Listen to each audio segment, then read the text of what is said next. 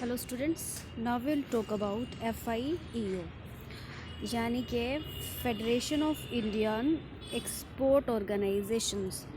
The federation of Indian export organisations registered under the societies registration act 1860।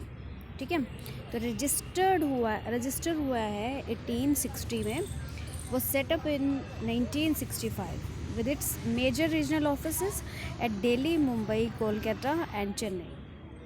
Okay तो ये वाले offices याद करने हैं, कहाँ कहाँ पे हैं. It is an apex body of various export promotion organisations and institutions. It also acts as a primary services agency. कौन सी है? प्राइमरी सर्विसिंग एजेंसी है to provide integrated assistance to the government recognise export houses. तो export houses की बात हो रही है यहाँ पर, गवर्नमेंट रिकग्नाइज्ड होंगे and as a central coordinating agency for export promotion of consultancy services. Okay, coordinating agencies भी होंगी for export promotion consultancy service. It serves generally as a common and coordinating platform for India's global export effort. ठीक है, तो India's global export effort की बात हो रही है तो कोऑर्डिनेशन बहुत ज़रूरी होगा.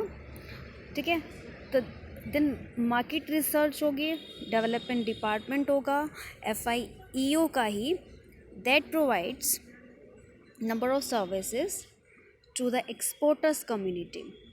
FIEO also helps in establishing contacts between the government and commercial bodies both in India and abroad. ठीक है, मतलब इंडिया में भी बात कर रहे हैं, इंडिया से बाहर की भी बात कर रहे हैं. ठीक है, तो ये हो गया FIEO.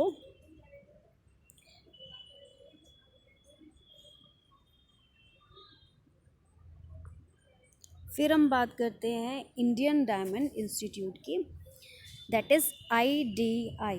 The Indian diamond institute registered under the societies registration act 1860 was set up in 1978 with its head office located at Surat. The main objectives of the institute are to make available the trained human resources. Trend human resources की बात कर रहे हैं हम यहाँ पर. Staff जो है, मतलब ट्रेनिंग है अगर उसी फील्ड की, तो हम अच्छे से काम कर सकते हैं for the diamond industry and to enhance the quality, design and global competitiveness of the Indian jewellery. Okay, for this purpose the institute conducts a number of courses related to diamond trade and industry. The institute is funded by the Government of India, Ministry of Commerce and Gems and Jewelry Export Promotion Council. ठीक है, तो government of India है, ministry of commerce and James and jewellery, ये एक council है इसकी, James and jewellery export promotion council.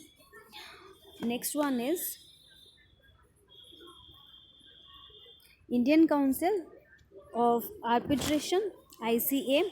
The Indian Council of Arbitration, registered under the Societies Registration Act 1860, was set up in 1965 as an autonomous non-profit organization with its head office located at New Delhi.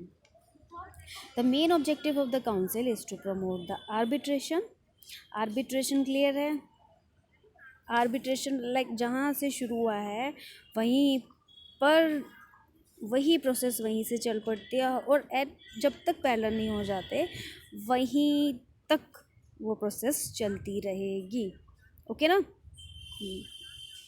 As a means of settling commercial disputes, particularly in the course of India's export trade, the Council provides arbitration facilities for amicable and quick settlement of all types of domestic and international commercial disputes.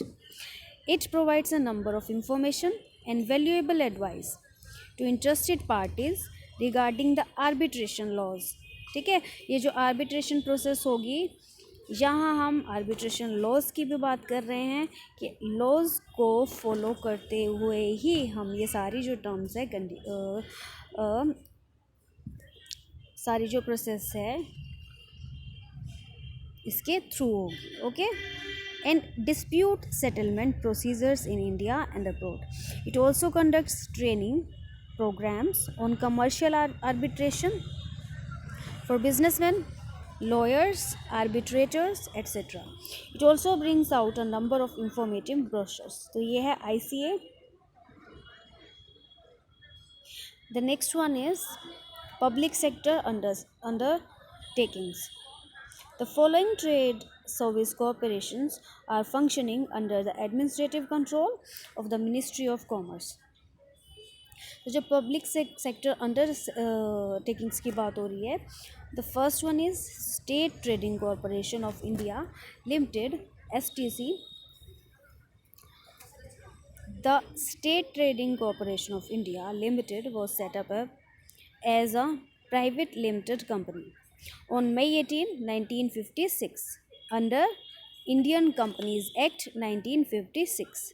ठीक है, ये याद करना है कौन से act के under आ रहा है, Indian companies act 1956, and later converted into a public limited on a long-term basis, exploring new markets for a range of commodities, and also acts as a canalizing agency for the import of bulk commodities necessary for the industrial and economic development of country.